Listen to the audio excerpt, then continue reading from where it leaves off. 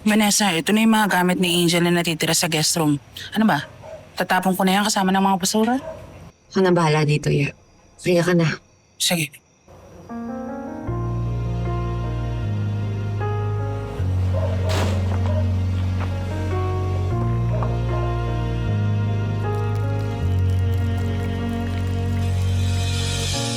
Paano ba sisimulan? Muling matiwala.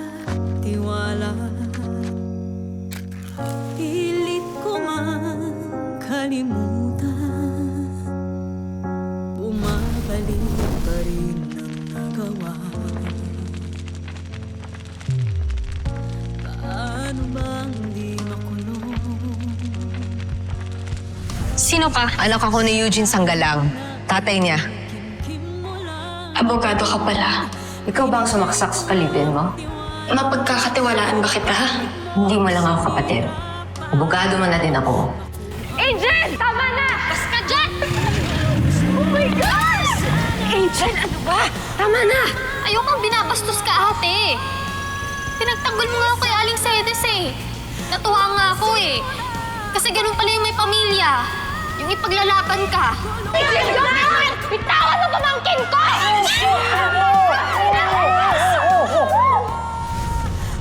Sayang, Angel. Handa pa naman ako ibigay sa'yo lahat. Pero sisirain mo ang buhay at ang pamilya.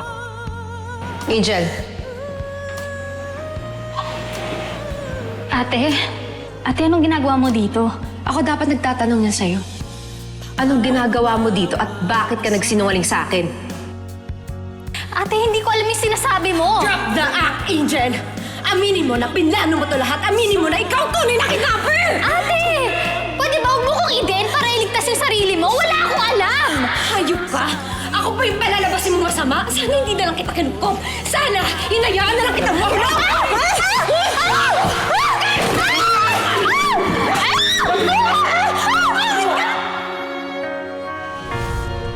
Oo, kapatid kita. Pero tinatapos ko na sa apoy na to ang pagiging magkadugo natin.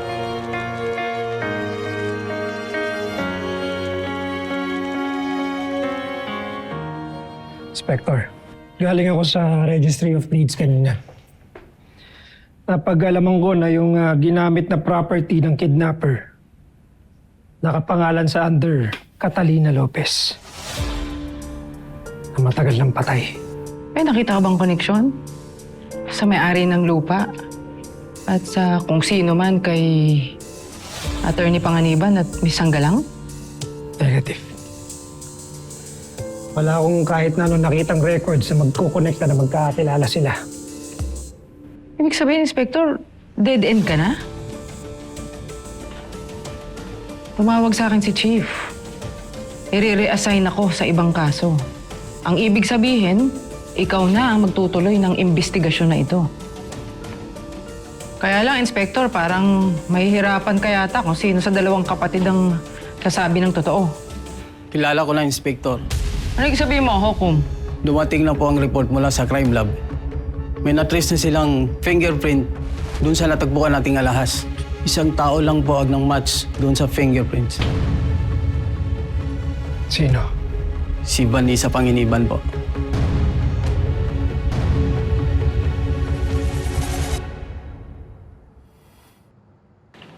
Tignan niya. Dahan-dahan lang. Luigi. Tignan mo, tignan mo.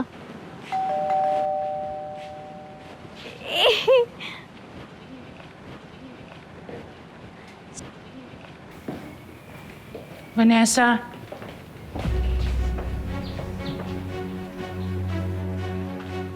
Attorney Vanessa Panganiban. Inspector, ano yung ginagawa niyo dito?